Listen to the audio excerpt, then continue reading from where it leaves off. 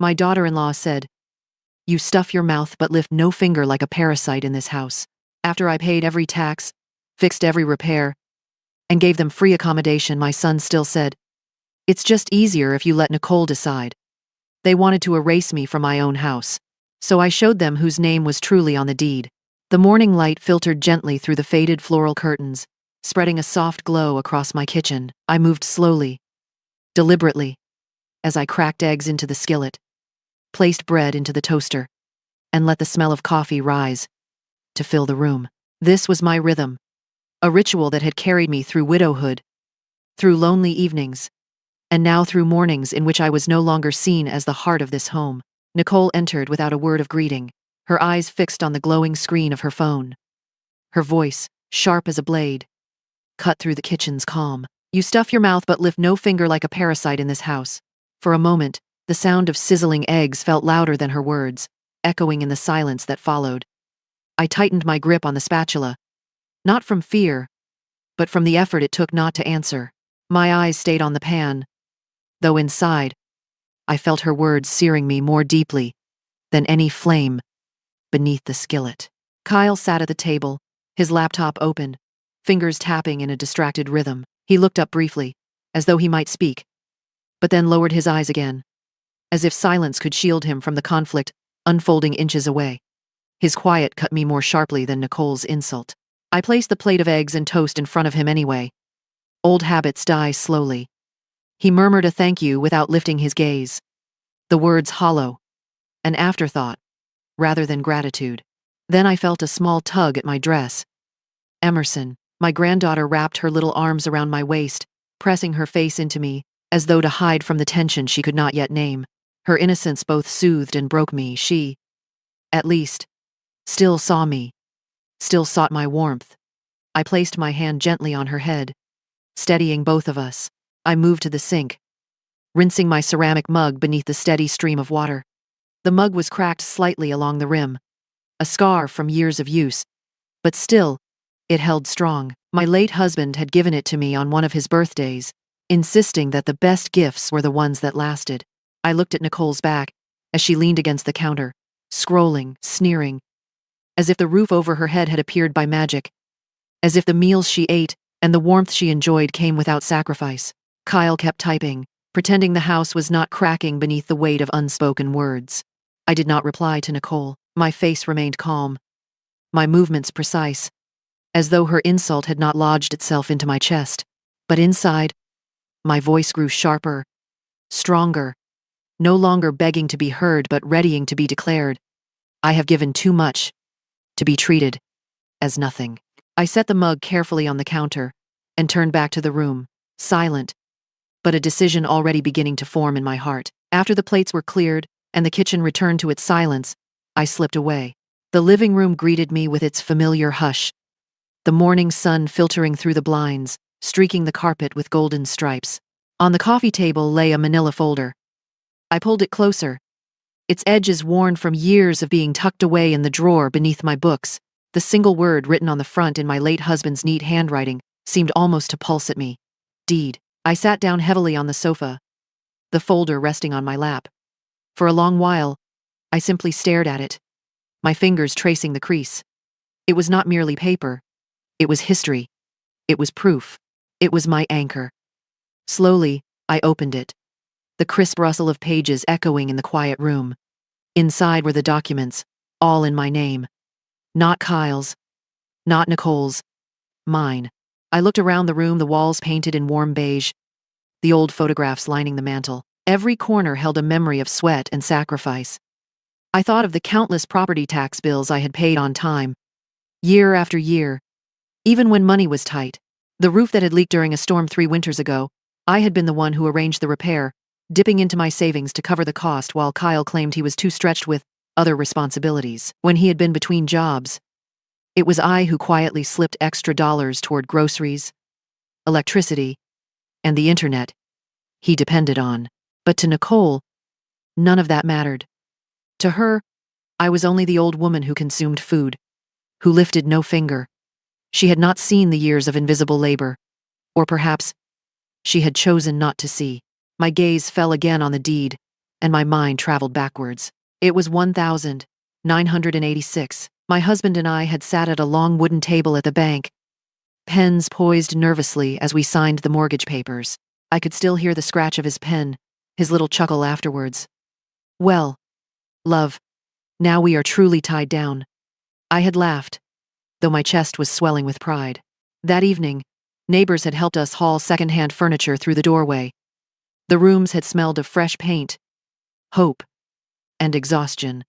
It was not just a house then, it was a dream stitched into bricks and mortar, the day of his death. The silence in the house was so heavy, it pressed against my lungs. I remember sitting on this very sofa, wondering how walls could still stand, when the man who had filled them with life was gone.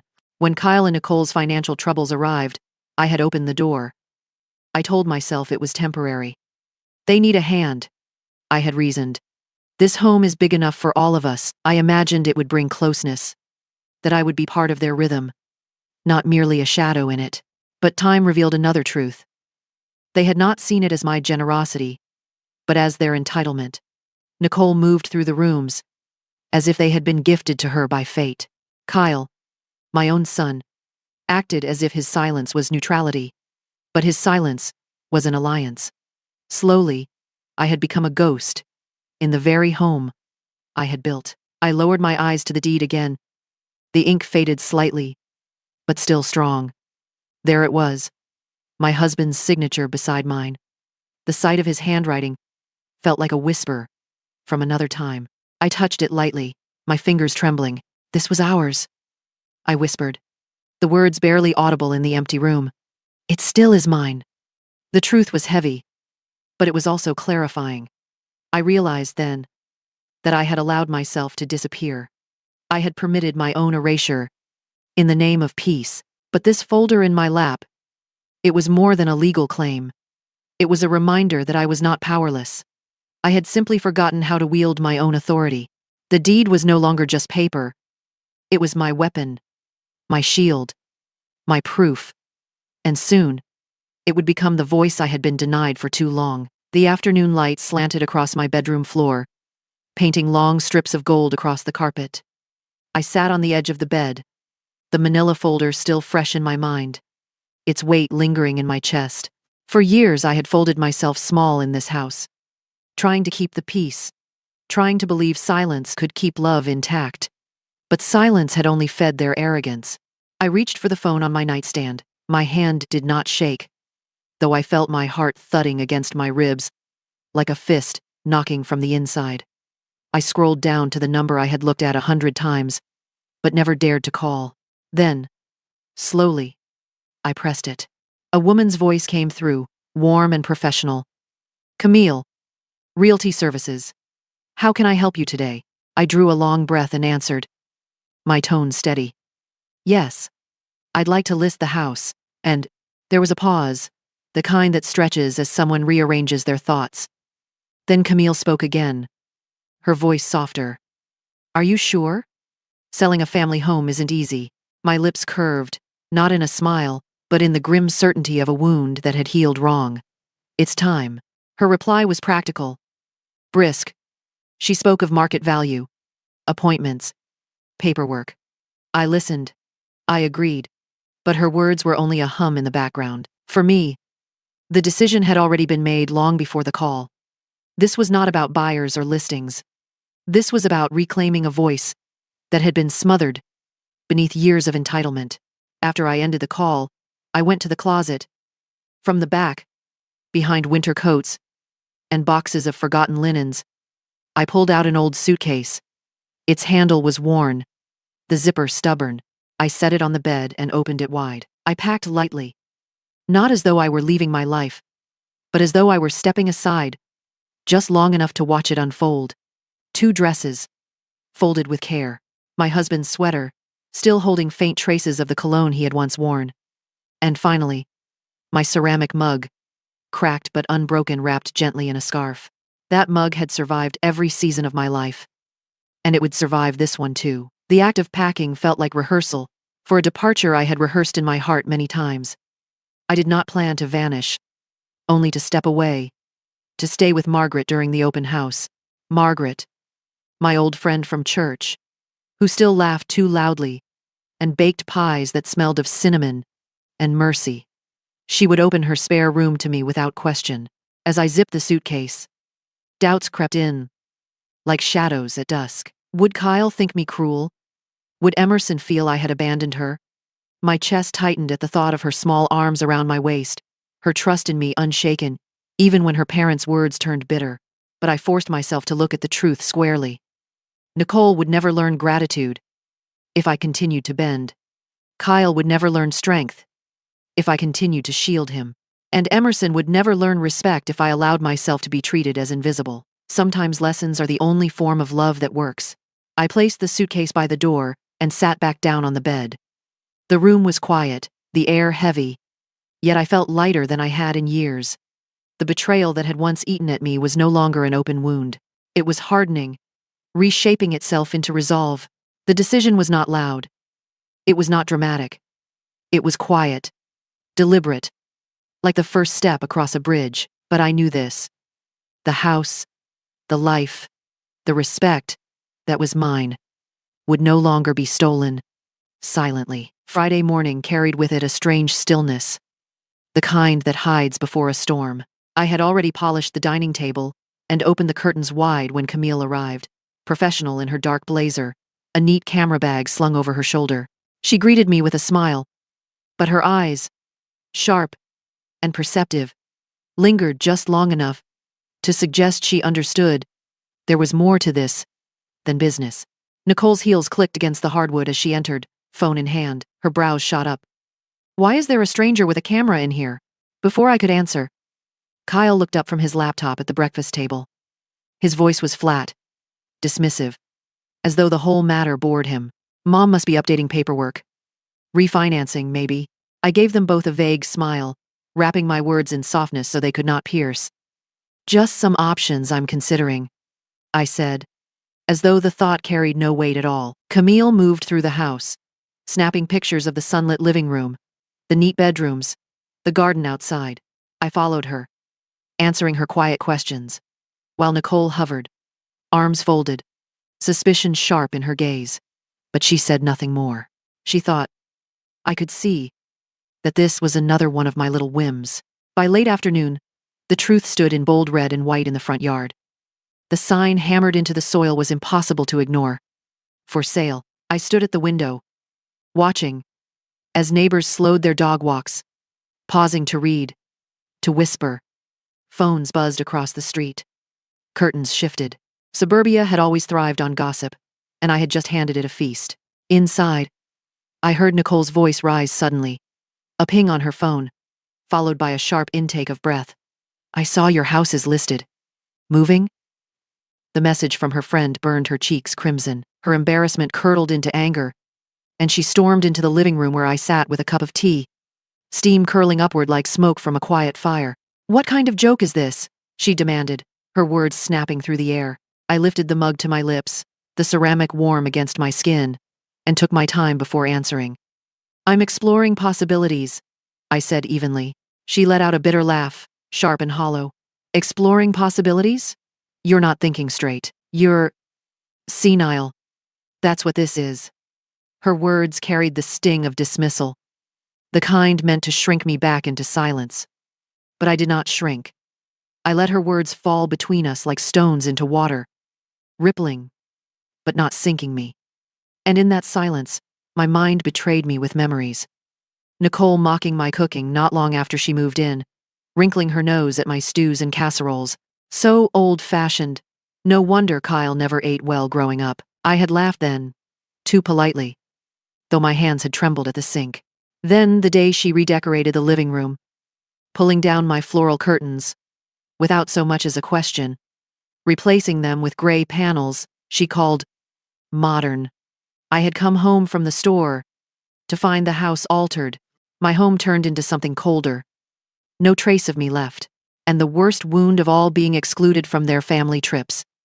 They had gone to the mountains one winter, to the beach another summer. Each time, I was left behind under the excuse of babysitting Emerson, while their laughter-filled photographs I was never meant to be part of. I had smiled in the pictures they showed me, but inside I had felt erased.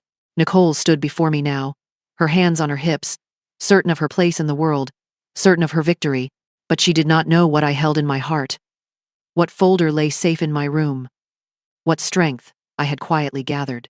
I sipped my tea slowly, my eyes steady on hers. My patience had been tested, layer upon layer, chipped away, until nothing was left but resolve. This was no joke, no whim, no senility. This was the beginning. The night had folded itself over the neighborhood, the houses glowing with the soft rectangles of television light.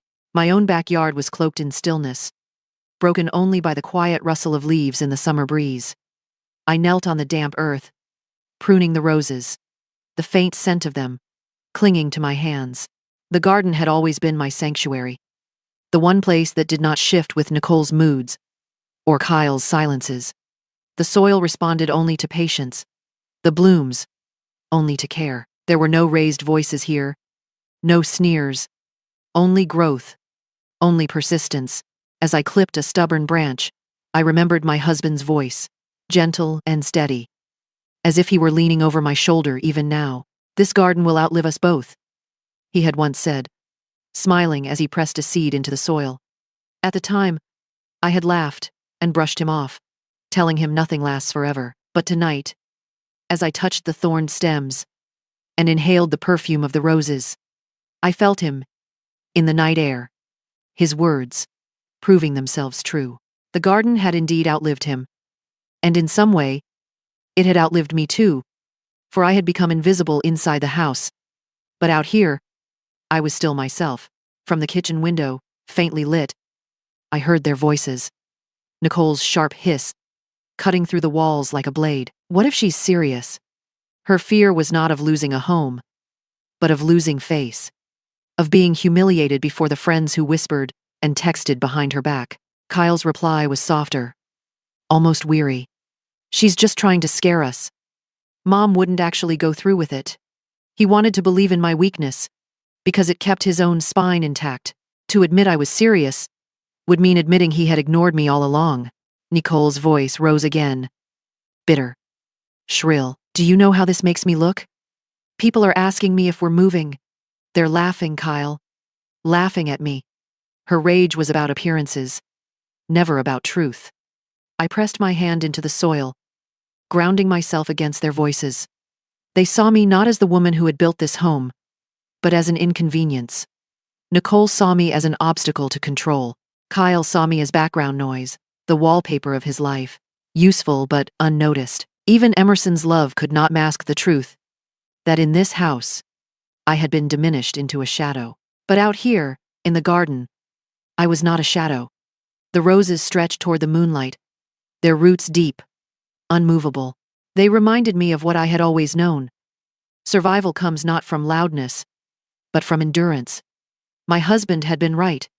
The garden outlived us, because it knew how to root itself, how to withstand storms. I bent low, whispering to the blossoms, my words carried away on the night breeze.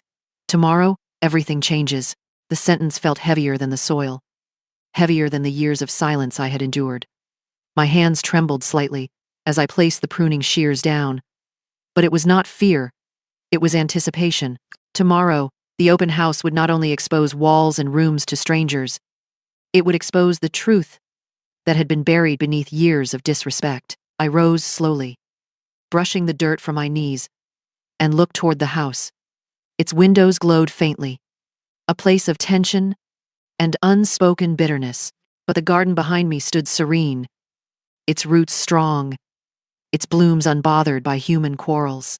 The house could be sold, walls could be stripped, curtains replaced. But the garden, my garden, would always hold me, remind me of who I was.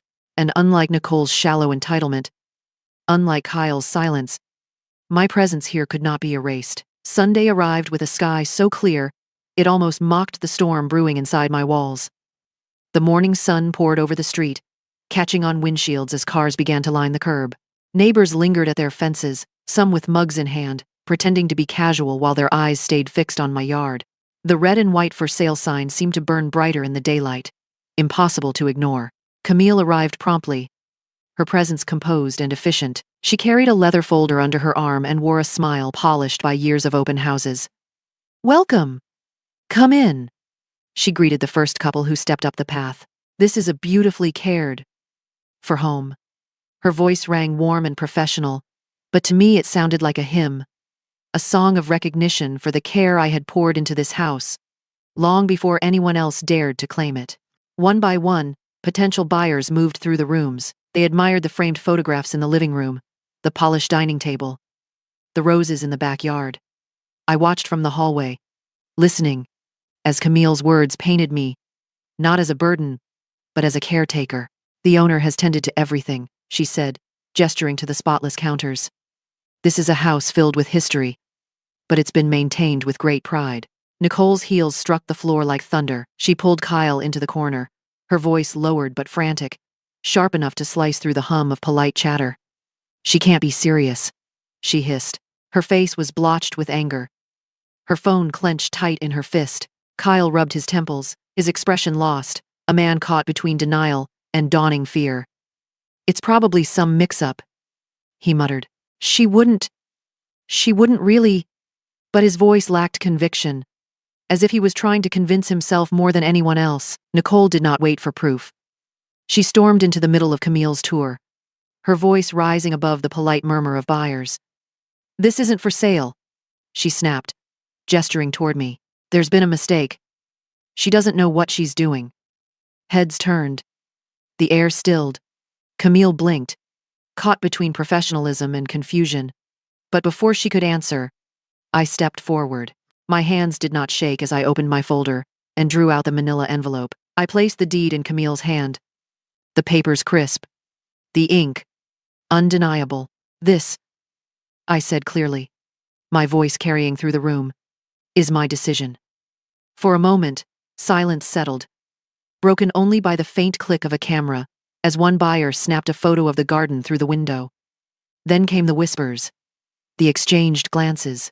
Neighbors pressed closer to each other at the doorway, their faces alight with curiosity, their murmurs like leaves rustling in a storm. Nicole flushed red, the color rising all the way to her hairline.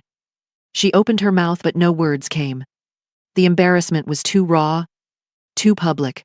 Kyle's face went pale, his lips parting as he looked at the papers in Camille's hands. For years he had assumed the house was his future, assumed his mother's sacrifices were just duty, assumed he would inherit without ever asking. Now the truth stood bare in front of him, undeniable. And he looked smaller for it. I held myself tall, steady as the roses in my garden, while the world around me shifted. For the first time in years, I was not invisible. They all saw me now, not as background, not as a burden, but as the woman who held the deed, the power, and the will to use it. The kitchen had become a stage. Though I had never invited an audience, buyers drifted in from the hallway, whispering among themselves, their eyes darting from me to Nicole, from Nicole to Kyle, as if they had stumbled into a play they had not bought tickets for. Nicole's voice erupted first, sharp and venomous, slicing through the quiet hum of strangers. You've betrayed us, after all we've done. Her hands trembled as she jabbed her finger toward me, her face twisted, her cheeks blotched red. A murmur rippled across the room. The buyers exchanged glances, some lowering their voices, others leaning closer, hungry for the drama. Kyle stepped forward, his expression strained, his voice breaking under the weight of fear. Mom, please, he pleaded. Think about Emerson.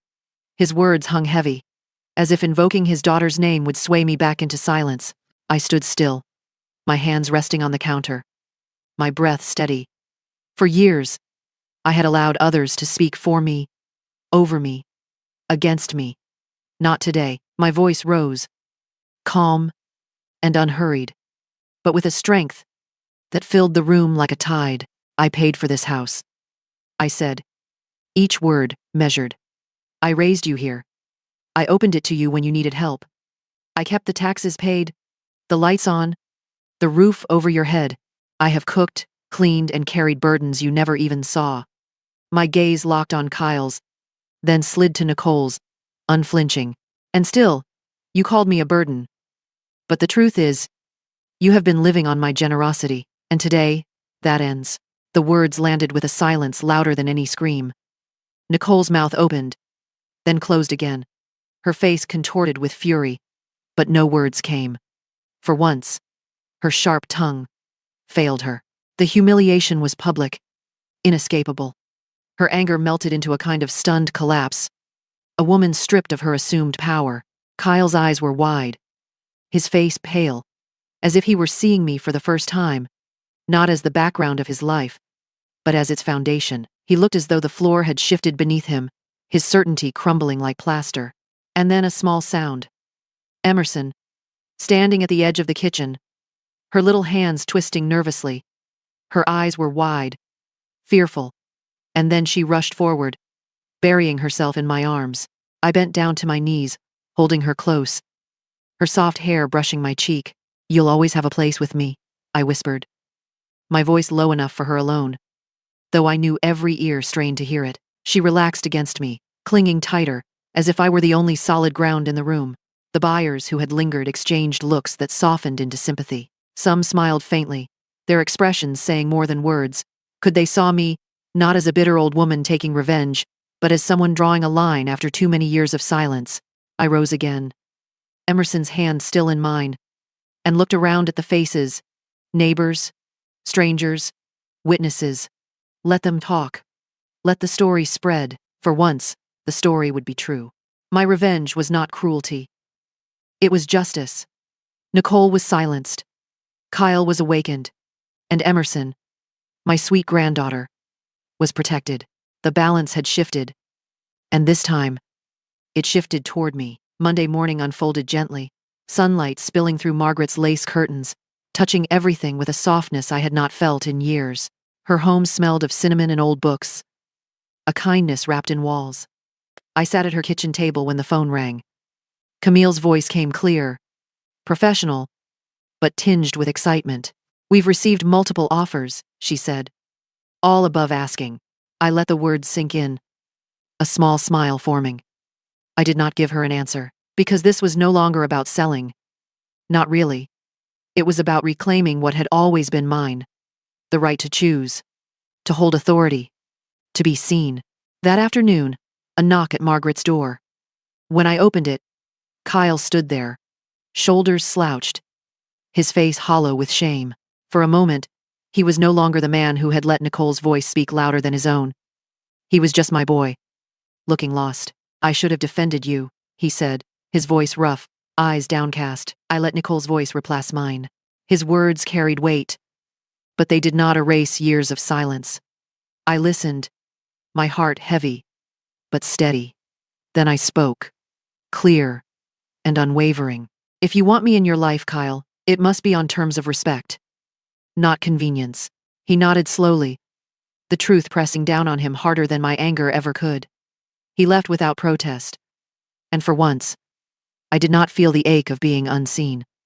I felt the strength of being unyielding. Later, I returned to my garden. The roses greeted me in full bloom, their petals wide and fearless. I carried my ceramic mug, the small crack along its rim catching the light, a reminder of endurance. I bent to tend the soil, my hands steady, the earth cool and grounding. Then I stood and looked at the house. The same walls, the same roof, but no longer a burden pressing against my chest. Instead, I saw legacy, built with love, preserved with sacrifice, defended, at last. I raised the mug to my lips, the taste of coffee rich and warm, and whispered into the quiet air. The house was always mine. Now, they know it too. All my life I thought love meant silence, that keeping peace was the way to hold a family together. But silence can turn into erasure, and generosity into entitlement, if you allow others to forget your worth. Standing up for myself was not about anger, it was about reclaiming dignity that should never have been surrendered. If you are in a season where your sacrifices feel invisible, remember this. Respect is not asked for. It is enforced by the boundaries you set. If this speaks to you, tap like, subscribe for more grandma revenge stories, and tell me in the comments which moment made you feel strongest.